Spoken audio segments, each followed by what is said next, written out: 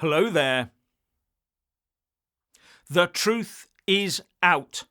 Our most prominent political prisoner, Tommy Robinson, is under a prison regime of mental torture.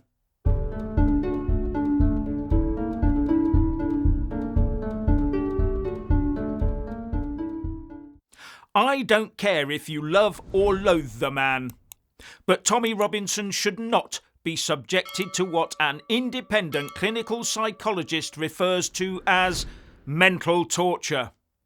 And I want you to cast about the press, social media and political circles to find out who is not talking about this, because they are the ones to be suspicious of, as they may well be the ones who do not want free speech, nor the truth to get out. Especially as many of them are the first to bleat about the horrors happening in places like the Middle East and Ukraine. The official Tommy Robinson X account on which I have based this video has published this. UK state torture. Tommy Robinson has suffered 128 plus days so far in solitary confinement at HM Prison Woodhill.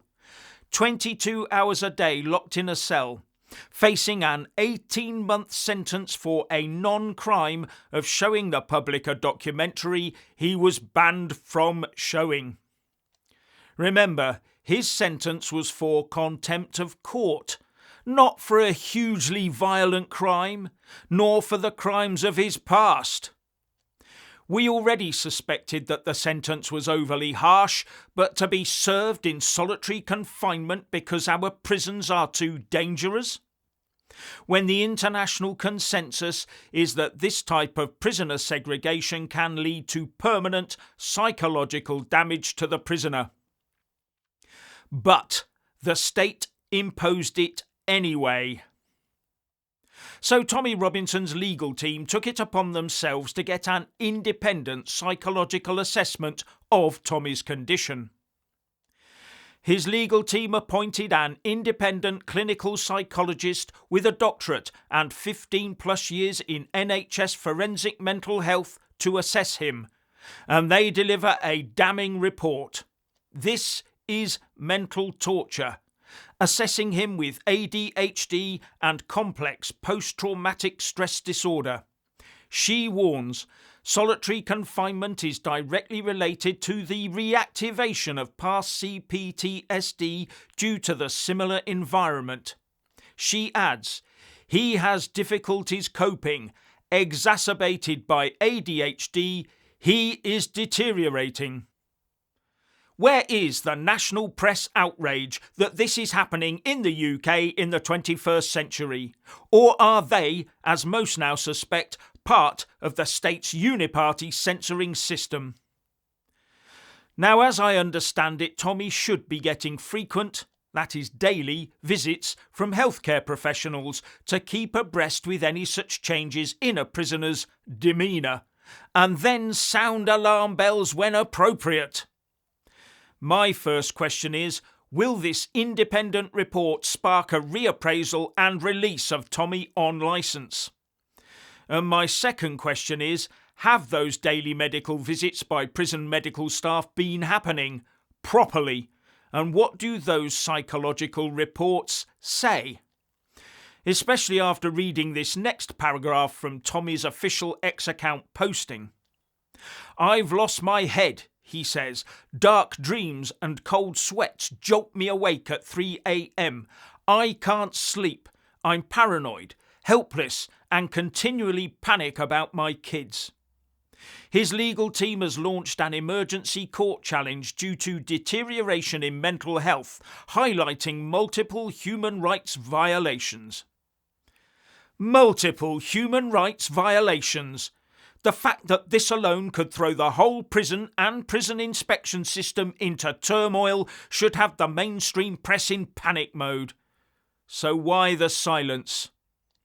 And why is the Home Secretary Yvette Cooper not called to Parliament to give a statement on this? After all, opposition MPs are so keen on holding ministers to account, aren't they?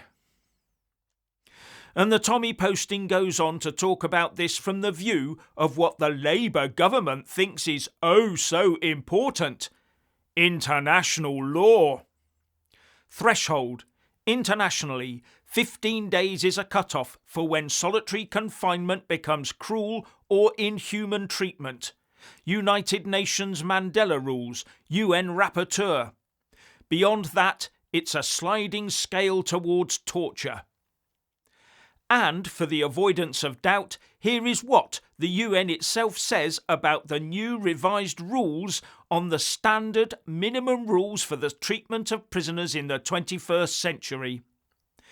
Define prolonged solitary confinement as the confinement of prisoners for 22 hours or more a day without meaningful human contact for more than 15 consecutive days, and restrict the use of solitary confinement as a measure of last resort to be used only in exceptional circumstances.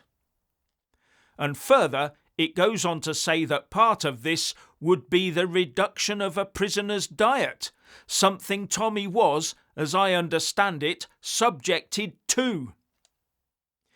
And here's what the Tommy team say in their ex-posting. Tommy's case: at nearly 130 days with documented mental deterioration, CPTSD relapse, paranoia, sleep disruption, it's well past this threshold. The psychologist's mental torture assessment tied to his specific vulnerabilities suggests it's already torture in effect, especially given the state's planned 18-month sentence.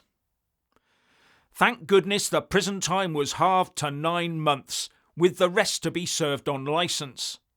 But surely, with this evidence in mind, just one more day inside that place is one day too many.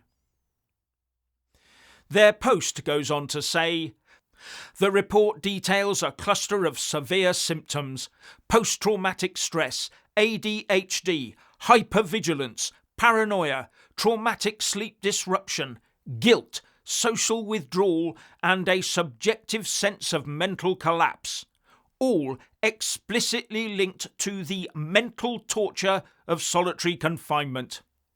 These are not mild or transient, they're debilitating, worsening, and rooted in his specific vulnerabilities, as the psychologist's quotes make clear.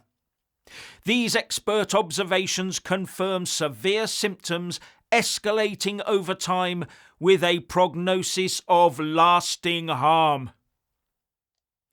Surely that is the definition of the mental torture of a political prisoner.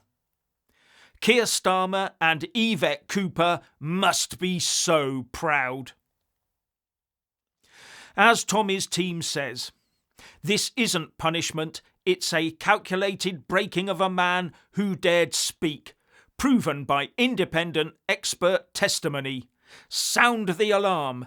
Please share this. And if you aren't alarmed and you aren't sickened by this, then you are part of the problem.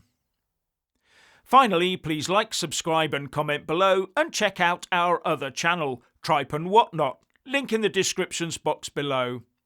And thank you for watching.